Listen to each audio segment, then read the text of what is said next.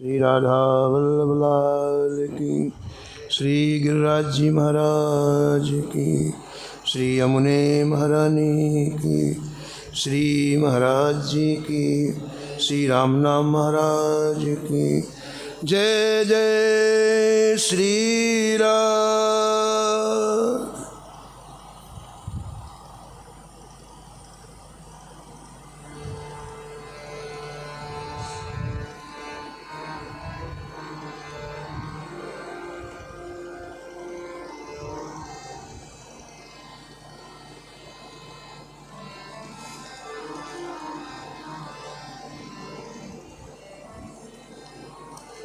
पृथ्वीराज नृपकुलवधू भक्त भूप रत्नावती। पृथ्वीराज नृपकुलवधू भक्त भूप रत्नावती। कथा कीर्तन प्रीत भीर भक्तन की भावे। कथा कीर्तन प्रीत भीर भक्तन की भावे। महामहोत्सव मुदित नित्य नंद लाल लड़ावे।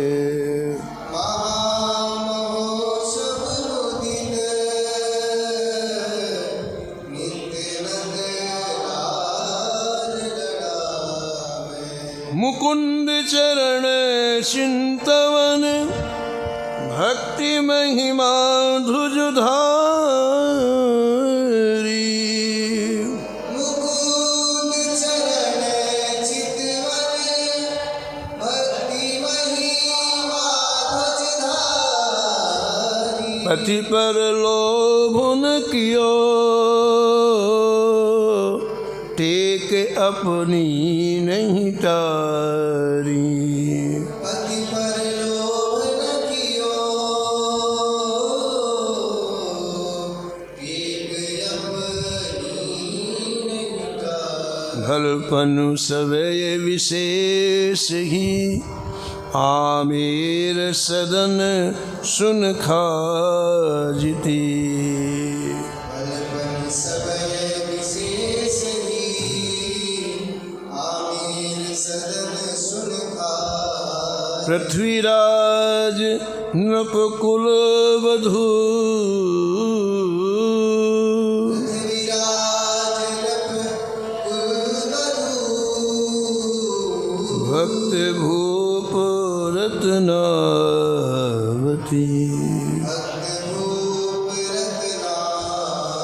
भक्त भूप रत्नावती।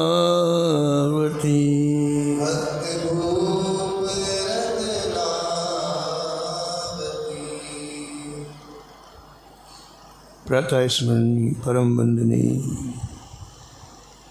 भक्तमाल के रचयिता श्री नाभा गोस्वामी जी इस शफ़े में परम रसिका परम भागवत श्री रत्नावती जी का स्मरण किया है और निष्कर्ष के रूप में कहते हैं कि पृथ्वीराज उस खानदान की बहू बनी जिस खानदान में साक्षात द्वारकाधीश इनके महल में प्रकट होकर दर्शन दिए। जिस खानदान में गुरु जी के प्रति ऐसा भाव जागृत हुआ कि गुरुदेव की कृपा से साक्षात गोमती गंगा का स्नान महल में हुआ। शंख चक्र की छाप महल में लगी। उस कुल को आपने सार्थक किया।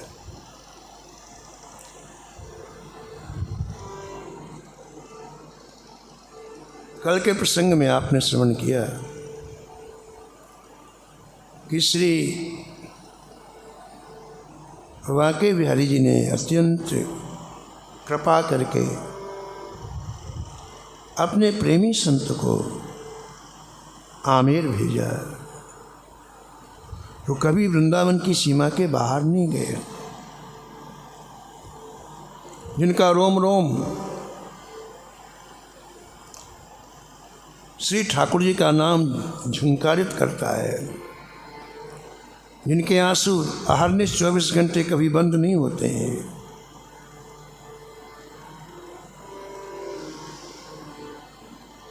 ऐसे रस में निमग्न संत को रानी रत्नावती जी के पास स्वयं ठाकुर जी ने आज्ञा देकर के भेजा।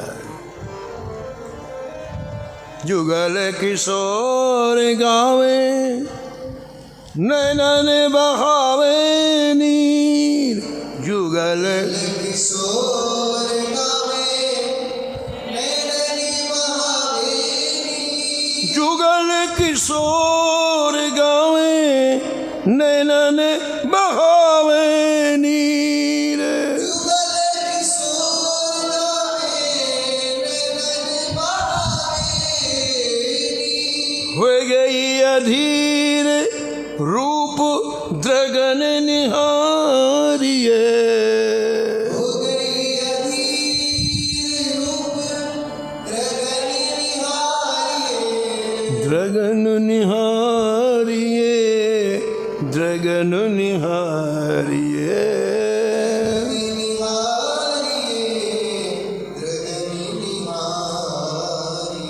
द्रगन निहारिये, द्रगन निहारिये।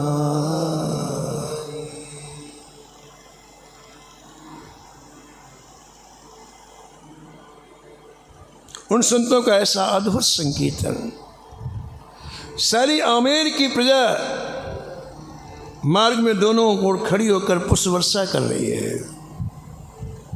लेकिन उन संत को कोई ख्याल नहीं है कौन खड़ा है, कौन अपनी मस्ती में डूबे हुए हैं, अपने रंग में डूबे हुए हैं। हा राधे राधे कहते रतु, हा राधे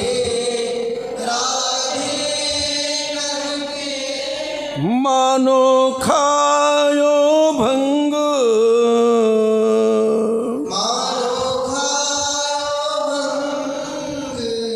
नैनन नीर फुहारे छूटत,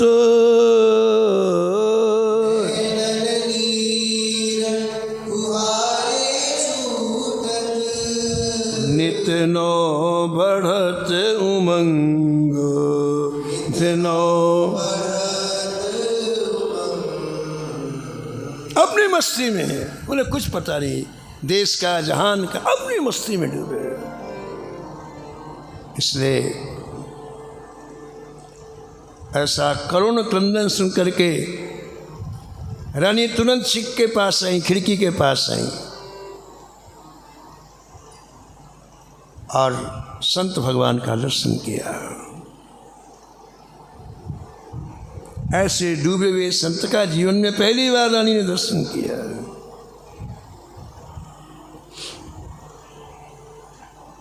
दो मिनट के बाद दृश्य बदल गया। जहां संत हा राधे कह रहे थे, वहां श्री ठाकुर जी, श्री बिहारी जी प्रकट हो गए।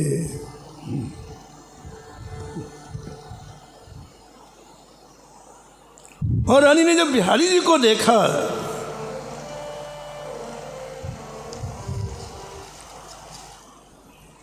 तो जड़वत हो गई, शरीर का हिलना डुलना बंद हो गया।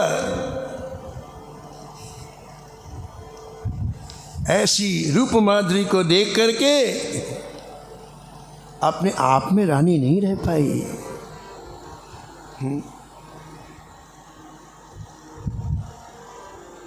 बाकी अदा पे मैं बलहारी, बाकी अदा पे मैं बलिहारी, बाकी अदा पे मैं बलहारी, बाकी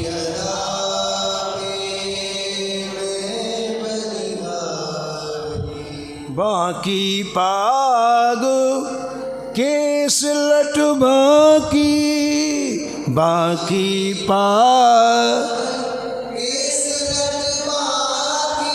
बाकी पाग केस लट बाकी, बाकी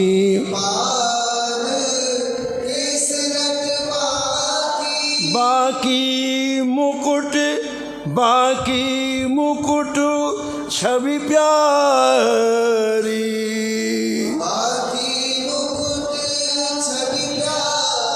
बाकी अदा पे मैं बलहारी,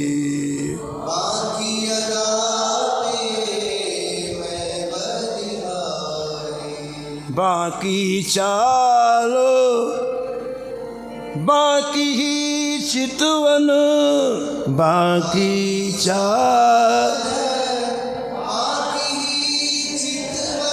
बाकी मुरलिया धारी,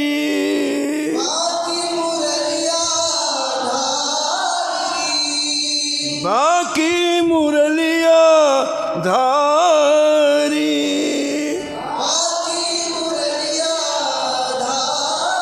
बाकी अदा पे मैं बलहारी,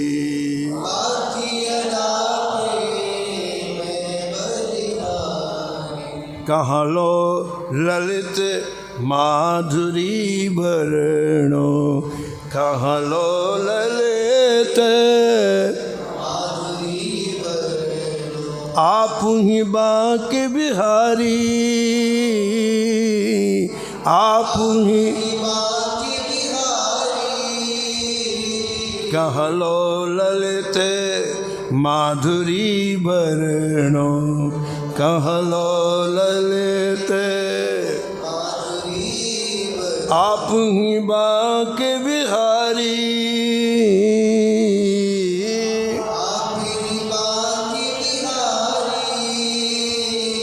बाकी अदा पे मैं बलहारी, मैं बलहारी।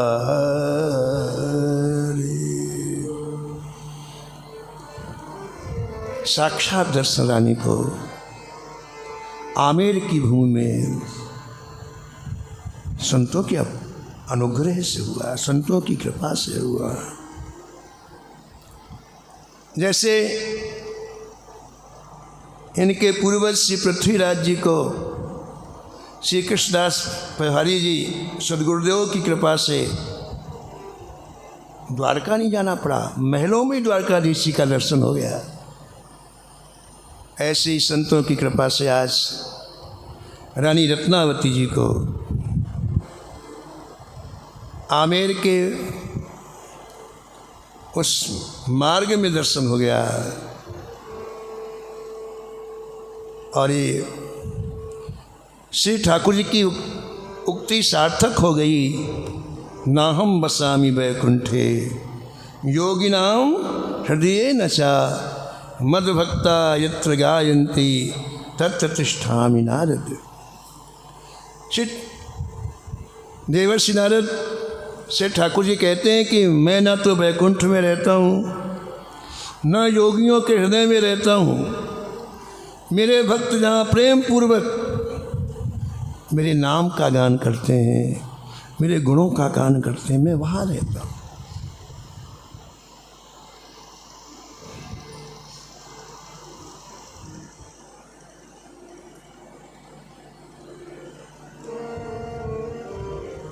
ऐसी निधि मिली आज रानी को जिसकी कल्पना नहीं थी।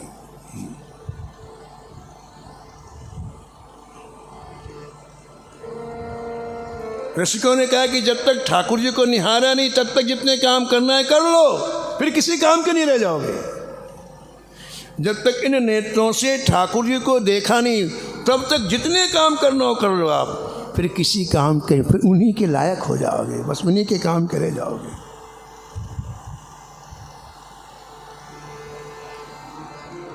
रानी विकल हो गई, आज श्री ठाकुर जी ने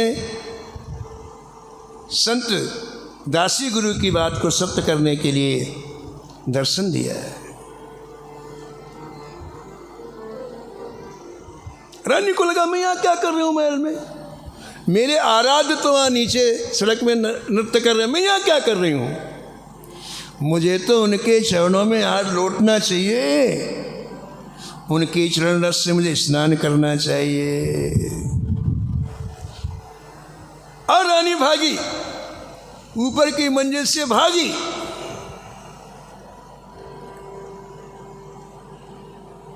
दासी गुरु ने रानी जी का हाथ पकड़ लिया। देखो रानी जी, तुम रानी हो, आपको महलों में रहना चाहिए,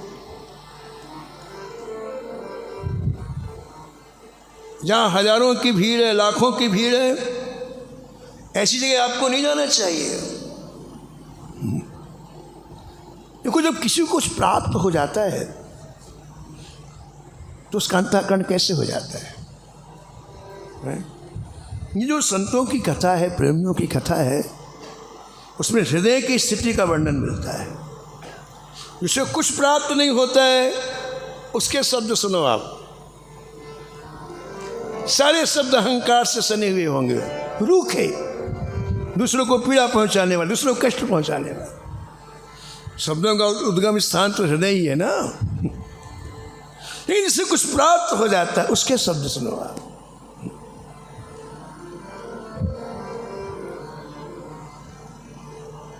दासी गुरु ने रास्ता रोका है नीचे जाने के लिए। ऊपर मंजिल में रानी है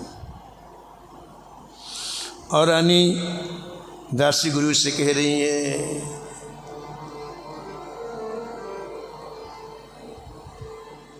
तुम जब लाखों के बीच में जा सकते हो तो मैं क्यों नहीं जा सकती?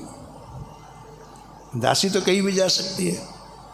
रानी ने कहा जब तुम लाखों के बीच में जा सकते, मैं क्यों नहीं जा सकती? अच्छा एक बात बताओ, तुम्हारे शरीर में मेरे शरीर में कौन सा फर्क है? हाथ का फर्क है कि पैर का फर्क है कि सिर का फर्क है? बताओ आप। मेरे शरीर में बताओ आप किस अंग में रानी की छाप लगी है? हाथ में लगी है कि मुख में लगी है? कहाँ लगी बताओ आप? दासी गुरु आप सबके अनुग्रह से एक बात बड़ी समझ में आई है कि ये रानीपना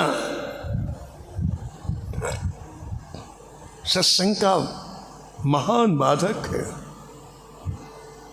कोई राजा नहीं है, कोई रानी नहीं है, ये बाहर से लादी हुई चीज है, आरोपित। किसी का पद होता है 5 साल का, फिर कुर्सी से निकल गया, सामान्य बात होगी नहीं, रोड छाप हो गया कि नहीं हो गया? तो परमानेंट नहीं है। किसी ने उस चीज को बना दिया, पद दे दिया, पद चला जाएगा। किसी ने राजा बना दिया, राज चला जाएगा। किसी ने रानी बना दिया, रानी पना चला जाएगा। तो हे दासी गुरु, ये अहंकार मिथ्या है और आपकी कृपा से मैंने पूर्णतः इसको हृदय से निकाल दिया है। अब मुझे भक्त भगवंत की दासी कहने में सुख मिलता है। मैं वही हूँ।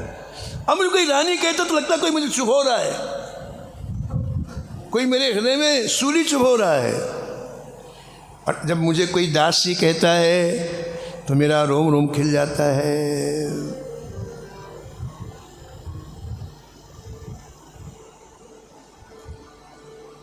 अरे दासी गुरु जी, ये सारी दुनिया उस लोक लज्जा को बहुत बड़ा मानती है। लोग प्राण ले लेते हैं लोक लज्जा के कारण। और चलो प्राण देने ठीक है, लेकिन इस लोक लज्जा के कारण कितने करोड़ों लोग सत्संग से वंचित रहते हैं, सत्संग में नहीं जाते हैं। कितने लोग हमारे वो टेलीफोन करते हैं कि महाराज हमें तो भक्तमाल कथा सुनने के लिए बड़ी इच्छा होती है, लेकिन हम मंडलेश्वर हैं, हम जगत गुरु हैं, तो हमारी बैठने की व्यवस्था नहीं होगी तो कैसे आए? इंसल्ट है। ये जो ये सत्संग का बाधक है। इसलिए जो ठाकुर जी के मार्ग में बाधक बने उसका पूर्णतः त्याग कर देना चाहिए। मैंने ये निश्चय किया है अशेष जीवन सत्संग सुख को प्राप्त करूंगी मैं। एक ही चीज होगी, चाहे अहंकार को रख लो चाहे इस मधुर रस को रख लो। मैंने उसे हृदय से तुच्छ मान लिया है। ये संसार की वाहवाही, संसार की प्रशंसा, संसार की लोकलाज जो सत्संग में बाधक है उसे मैंने पूरी तरह से हृदय से त्याग दिया है।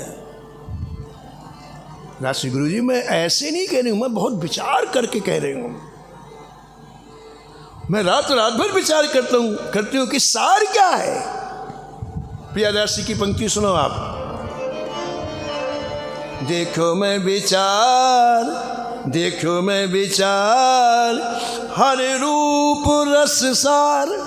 देखो मैं विचार हरि रूप रस सार। बिना विचारे जो करे सो पीछे बचता है। आप बस ऐसे ही ठीक है तो बाद में बहुत पछताना पड़ता है। हर पल हर क्षण विचार करो आप। कोई घटना सामने उसमें विचार करो आप। और पहला विचार होना चाहिए कि सार की चीज क्या है इसमें। हम जो कुछ कर रहे हैं, जो हमारे सामने जो घटित हो रहा है उसमें सार क्या है। ऐसे अमूल्य समय को ऐसे व्यर्थ मत फेंक दो कौड़ी के मूल्य में। उसको कैश करो, और कैश सब करोगे जब विचार करोगे आप। मैंने पत्रिका में लिखा है कि कलयुग में लोग बिना सिर के होंगे। हमने पंक्ति पढ़ी तो बड़ा आश्चर्य हुआ कि गोस्वामी जी ने क्या लिख दिया, सबके सिर है। ये क्या लिख दिया कि कलयुग में बिना सिर के लोग होंगे। समझ में नहीं आया। सबके सिर हैं, हम लोग कलयुग में सबके सिर हैं। फिर महाराज विचार करते करते मन में बात आई कि गोस्वामी जी ये कहना चाहते हैं कि सिर होता तो कुछ ना कुछ विचारते। अधाधुंध नकल, वो जैसे कर रहा हम भी करेंगे, वो कुएं में कूदा तो हम भी कूदेंगे। कुछ विचार नहीं करना, यानी सिर है ही नहीं है। बिना सिर के लो। ऐसा जीवन मत जियो, ये दोबारा मानव जीवन नहीं मिलना है। खूब विचार करो, मत बहो ऐसी थोथी और कच्ची भावनाओं में। विचार करो। आज हमने शोक किया, जीवन आज का दिन यूं ही निकल गया। हमारा राम नाम गया, हमारा चिंतन गया, और एक जहर पी लिया अंदर हमने, और पता नहीं कितने महीने तक रहेगा। विचार से सब चीज़ों को काटो, निकालो। रानी रत्नावती जी कहती हैं, देखो मैं विचार हर रूप रस सार। हाँ, देखो मैं विचार हरि रूप रस सार।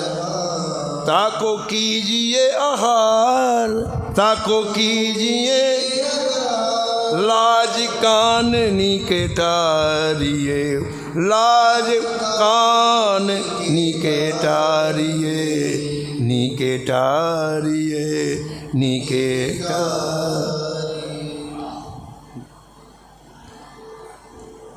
रससार को हृदय में रखो। रानी रत्नावती जी दासी गुरु से कहती हैं, मैंने जल्दीबाजी में कोई निर्णय नहीं लिया दासी गुरु जी। मैंने विचार किया है कि भगवान की रूप माधुरी सब सुखों का सार है।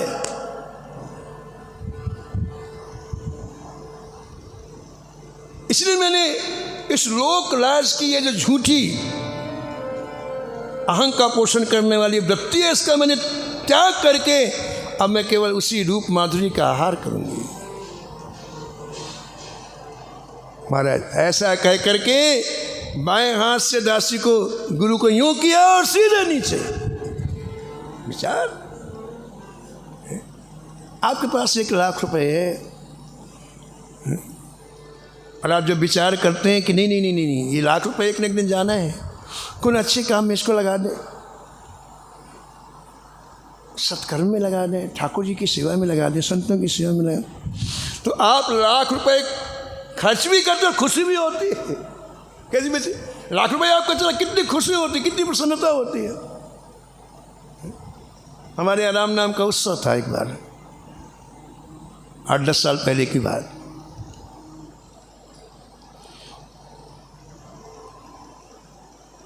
तो उसमें सभी संतों को ये भक्तमाल के 4 खंड प्रदान किए गए यहाँ से, उत्सव में आश्रम से। एक संत कथा सुन रहे थे महाराज, जिसने ये उत्सव हुआ और सब संतों को, तो संत सामने आयोजन में आए थे, बैठे हुए थे। वो इस दृश्य को देखकर उनका हृदय रोने लग गया हमारा। वो जब अपने निवास में गए तो पूरी रात रोते रहे और ठीक 4 बजे उठ करके यहाँ आए दोबारा। मैं सेवा में था ठाकुर जी की, अब वो आकर के नीचे 1 मिनट के लिए हमको भेदा जी से मिलवा दिए, 1 मिनट की मिला दीजिए। कोई संत ऐसा कह रहे हैं, इन लोगों ने सूचना दी, तो मैंने कहा चलो कोई विशेष बात होगी तभी तो इतनी सुबह सुबह आए हैं। मैं कहते बोले माँ जी अपना कमरा खोलो। ठीक है, कमरा खोल दिया, आगे बोले कमरा बंद कर दो, कर दिए। रोते हुए बोले महाराज कल मैंने जो यहाँ दृश्य देखा कि इतनी लोगों के लिए भक्तमाल के 4 खंड जिस उदारता पूर्वक दिया जा रहा है, मेरी आत्मा ने मुझे धिक्कारा है कि तू इतने रुपए कमाया तूने कथा से, कभी तूने कुछ किया है? महाराज मैं सो नहीं पाया। 1.25 लाख रुपए लेकर के आए कि भक्तमाल में और भक्तमाल मिला के आप संतों को बांट दो, तब मेरे को शांति मिलेगी। रुपया तो खर्च हुआ ही है, लेकिन विचार करके करो ना तो पैसा भी खर्च होता है, सुख मिलता है महाराज।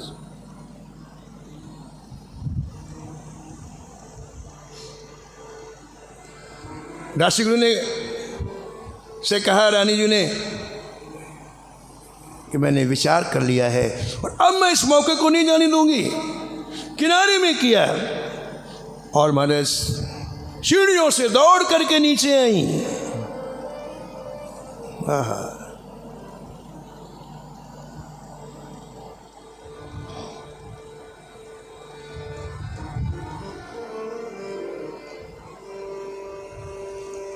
और श्री ठाकुर जी के चरणों में लौट करके अपने आंसुओं से श्री ठाकुर जी के चरणों को नहला दिया। नाथ केते दिन हरि सुमिरण बिन खोए, केते दिन हरि सुमिरण पर निंदा रसना के रस करी, पर निंदा खेत के जन्म भिगोए,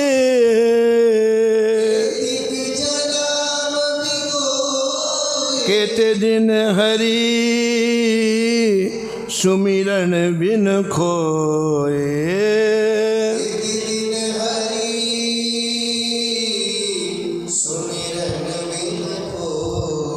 तेल लगाइए कियो रुचि मर्दन, तेल लगा बस्तर मलिमल धोए,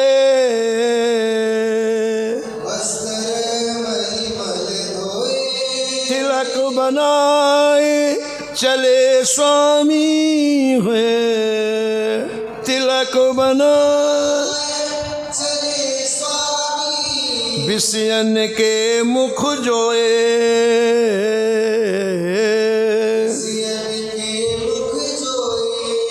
केते दिन हरि सुमिरन बिन खोए।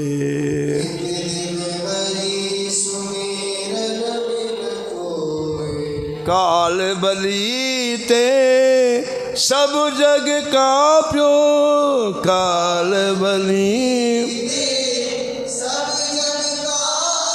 ब्रह्मादिक हूँ रोए,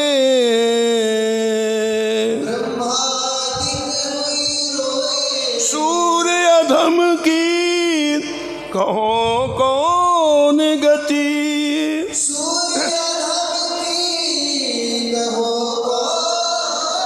सूर्य अधम की कहो कौन गति।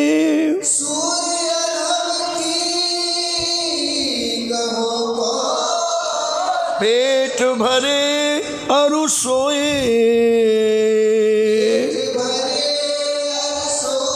कहते दिन हरि सुमिरन बिन खोए।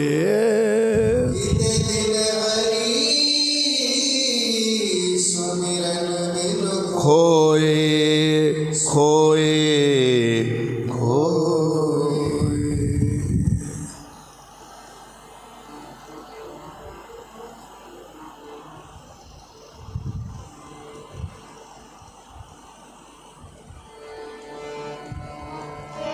न जाने कब तक रूप माधुरी में छकी रही रानी रत्नावती। एकाएक ठाकुर जी अदृश्य हो गए और फिर संत प्रकट हो गए। रानी को निश्चय हो गया संत भगवंत किमपि अंतर नहीं। आज संत की अनंत महिमा का स्मरण रानी को हुआ। इनके माध्यम से ठाकुर जी का दर्शन हुआ है। यानी ये परम सुखदाई है। जो ठाकुर जी को मिला दें उनसे बड़ा सुख देने वाला कौन है। तो रानी का हृदय उमड़ पड़ा। संतों जिससे हमें सुख मिलता है ना तो एक विशेष प्रकार की स्थिति हृदय की हो जाती है। तो जिन्हें संतों के रूप में ठाकुर जी ने दर्शन दिया और फिर संत के रूप में हो गए तो उनको देख के इतना हृदय उमंग में भर गया। रानी जी का इतना उमंग में भर गया कि मनोरथ होने लग गए। मैं कितनी सौभाग्यशाली हूँ, ऐसे संत आए हैं। आज मैं इनकी क्या सेवा करूं। रानी के मन में सबसे पहली बात आई कि आज मैं स्वयं रसोई बनाऊं और अनेक तरह के व्यंजन बनाऊं और बनाने के बाद इन संत भगवान को विराजमान करके इनके चरणों को धो करके और स्वयं परोस करके खिलाऊं। बड़ी सुंदर बात, बहुत प्यारी बात। मैं राजमहल छोड़ करके कहाँ सड़क में आ गई, मार्ग में आ गई हूँ। भोजन कराने के बाद संतों से मैं आज्ञा मांगूँ कि महाराज मुझे क्या करना चाहिए। मुझे आप संतों के बीच में रहना चाहिए कि महल में रहना चाहिए। यदि संतों ने आज्ञा दे दी कि महल में, तो मैं महल में चले जाऊँगी।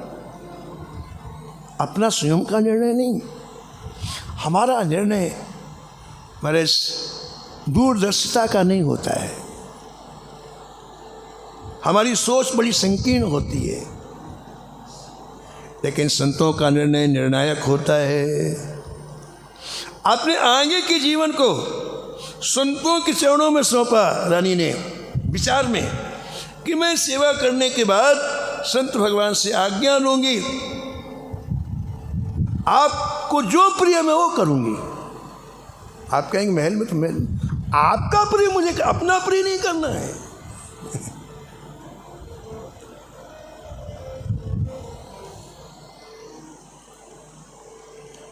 साचे संत हमारे संगी, साचे संत हमारे संगी, साचे संत हमारे संगी, साचे संत हमारे संगी। और सबे स्वार्थ के लोभी, और सबे स्वार्थ के लोभी, और सबे स्वार्थ के लोभी, और सबे स्वार्थ के चंचलमति बहुरंगी जलमती बहुरंगी साचे संत हमारे संगी साचे संत हमारे संगी मन काया माया सरिता में मन काया माया सरिता बहते आन उछंगी बहते आन संगी नागरिया राखो वृंदावन नागरिया राख्यो वृंदावन नागरिया राखो वृंदावन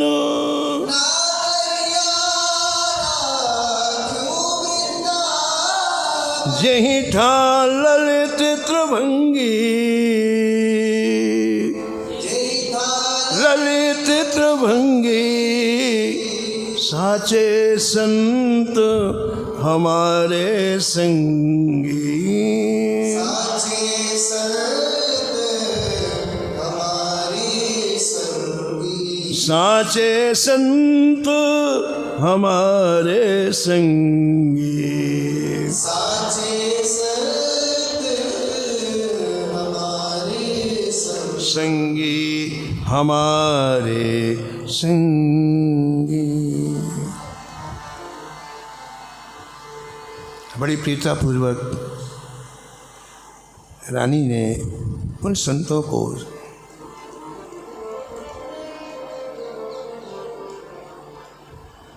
संत निवास में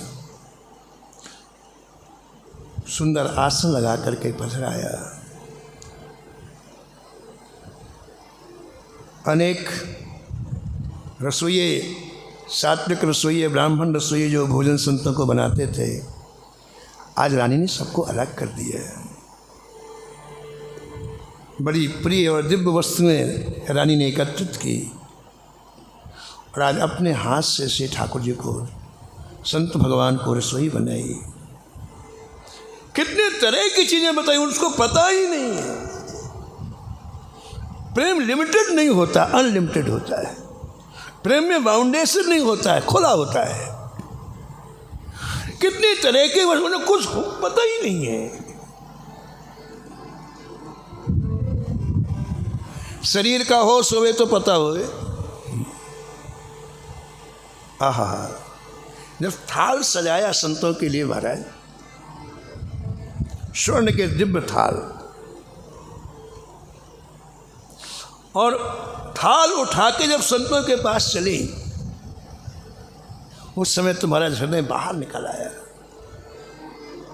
हे बिहारी जी, कितनी कृपा मेरे ऊपर, इतना बड़ा सौभाग्य मुझे मिला। आज मेरे हाथ से बनाए हुए इन पदार्थों को संत भगवान आरोगेंगे।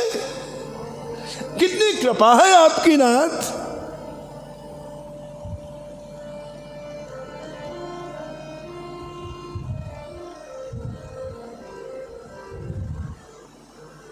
कृपा करी श्री कुंज विहारिणी, कृपा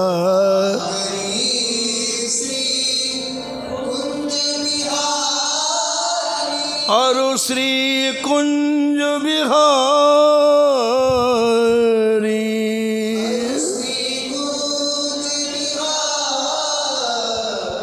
सबही भात सवारी हमारी, सबही भात सवारी हमारी, सबही भात राखो अपने वृंदावन में, राखो अपने वृंदावन में, थोर विश्व ते न्यारी,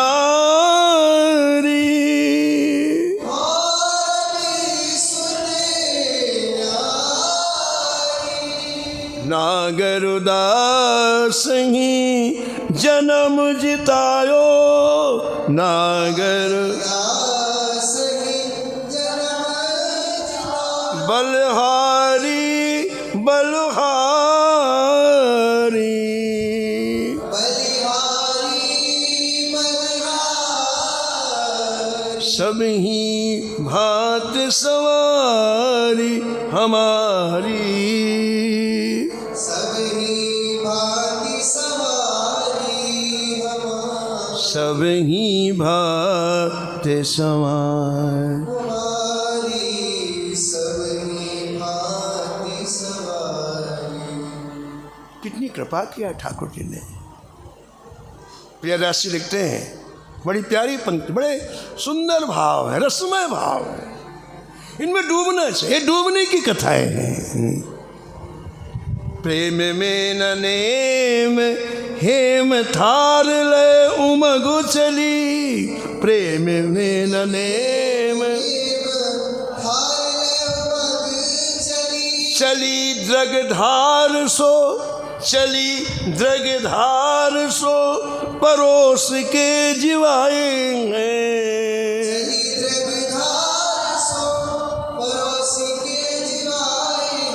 परोस के जिवाए हैं, परोस के जिवाए हैं।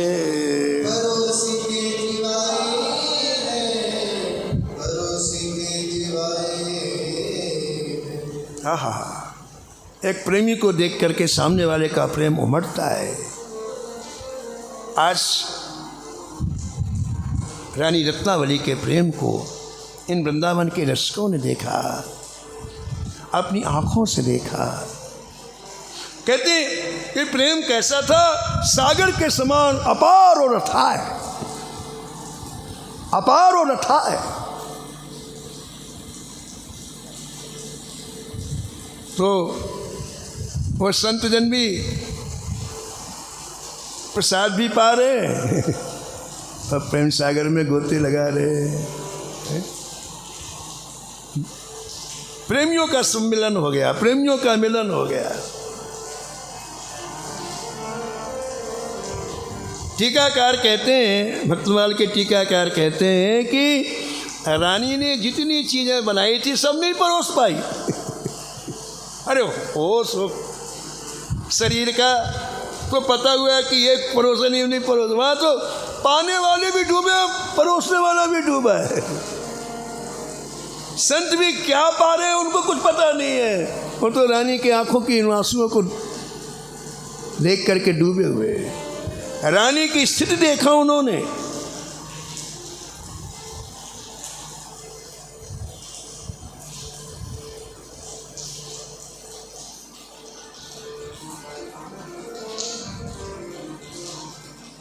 कहते हैं कि प्रेम में कोई नेम नहीं होता है, प्रेम में न नेम कछु।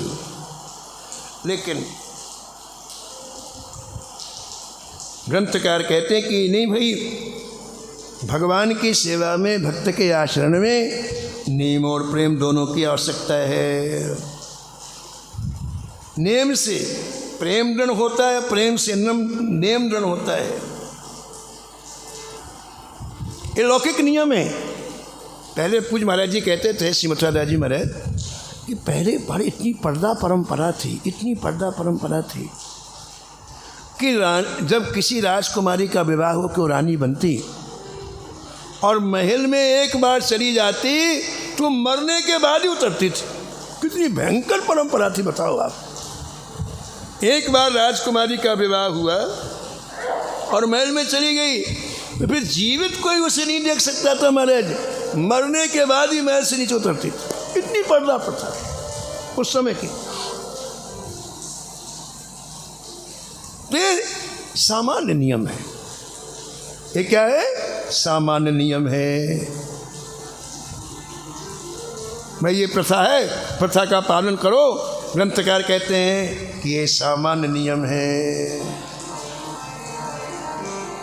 लेकिन संकोच छोड़ करके संत भगवंत की सेवा करनी चाहिए, उनका दर्शन करना चाहिए। ये परम धर्म। ये परम धर्म है। इसलिए गोपियों ने अपने लोकाचार को, वेद धर्म को, अपने परिवार आदि को त्याग करके श्री ठाकुर जी से कहा, ठाकुर जी ने कहा तुम सबको त्याग करके आई हो, तुम्हारी उत्कंठा बढ़ाने के लिए मैं तुम्हारे बीच से अंतर्ध्यान हो गया हूँ। यानी ये लोक वेद की मर्यादा छोड़कर केवल ठाकुर से प्रेम करने के लिए छूटे, दुनियादारी के लिए नहीं तो फिर हमारे अपराध लग जाएगा। ऐसे स्थल होते हैं जहाँ इनका महत्व नहीं है। एक बार जिन्होंने टीका की ना अपने भक्तमाल के श्री प्रियादास जी महाराज और श्री नाभा जी के शिष्य गोविंद दास जी, इनका भक्तमाल में स्वयं नाभा जी इतना भक्तमाल और सुंदर गायन करते थे, इतना सुंदर, भगवान ने ऐसा गला दिया महाराज कि स्वयं गुरु जी रीझ गए और अपना कहीं छप्पे नहीं दिया भक्तमाल में, गोविंद दास जी का छप्पे दिया है। भक्त रत्न माला सुधन, भक्त रत्न गोविंद कंठ विकास कियो,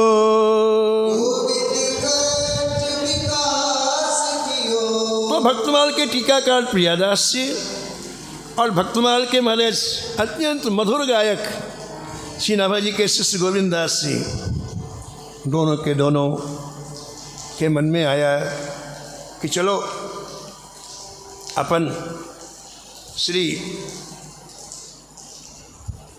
जी का दर्शन करने बरसाना चलते हैं। मस्ती है तो संतों की मस्ती जी बुलाती तभी तो जाना होता है, ऐसा कौन जाएगा। तो आप श्री जी का दर्शन किया और पास में मोर कुटी है बरसाने में, वहाँ आप एक संत के यहाँ रुक गए। संतों के छोटे छोटे स्थान होते थे, तो वहाँ बरसाने में रहने वाले एक ब्रजगोपी को पता चल गया कि अरे जो भक्तमाल की टीका किया है और भक्तमाल का जिन्होंने गायन, ऐसे दिव्य संत बरसा हमारे यहाँ आए हुए हैं। और उसकी बचपन से ही संतों में बड़ी निष्ठा थी।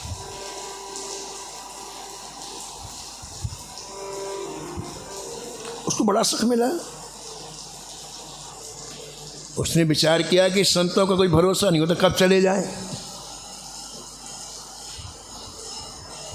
तो मैं कुछ न कुछ आए हैं तो कुछ सेवा तो कर लूं, क्या करूं। तो उसके मन में आया कि आज मैं उनके पास जा कर के कोई ऐसी चीज़ बना कर के ले जाऊं कि उनको अपने सामने खिलाऊं, मैं परोसूं और पाए हो। तो वह रात्रि भर जगी हो और महाराज साग पूरी और हलवा बनाया। हलवा ऐसी चीज़ है कि आटा भी रहता है, घी भी रहता है, शक्कर भी, कोई चीज़ बाहर से नहीं लानी। तो उसने क्या बनाया, पूड़ी और सब्जी और हलवा बनाया।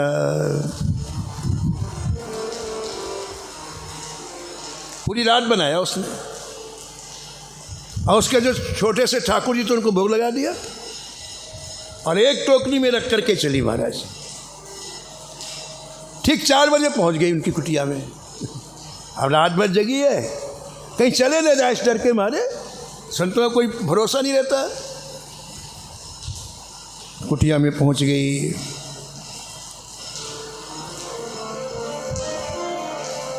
दोनों को प्रणाम किया। महाराज मैं आपके लिए भोजन नहीं, भोजन करो। ब्रजभाषा में बोले सीधा, कोई लाग लपेट नहीं, मैं आपके लिए भोजन लाई हूँ, भोजन करो। संतों ने कहा अरे भैया अभी हमने दातुन नहीं किया, स्नान नहीं किया, भोजन कर ले।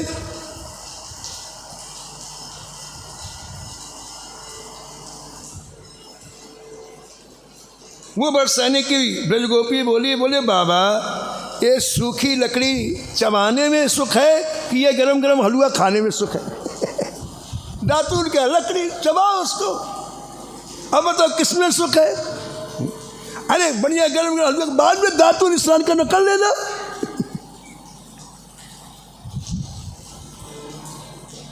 महाराज मुझे घर के बड़े काम हैं, फिर मुझे फुर्सत नहीं मिलेगी, और मैं चाहती हूँ आप मेरे सामने सुन के वट के बन प्रेम लपेटे अटुपटे, सुन के वट के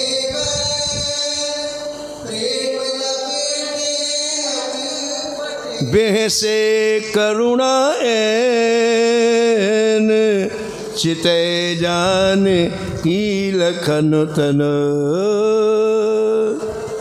करुणा एन चिते जान की लखन तन। लिखा है कि दोनों श्री प्रियादास जी और गोविंद दास जी उसके उन वचनों को सुन के इतने प्रसन्न हुए,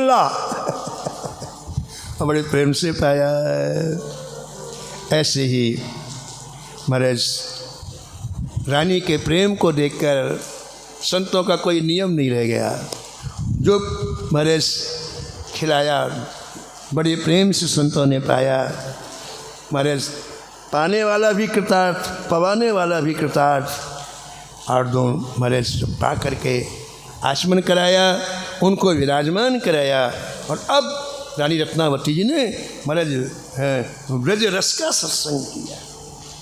वृंदावन के रसों के पास ब्रज रस है, तो महाराज एक क्षण भी व्यर्थ नहीं हो सकते प्रेमी लोग।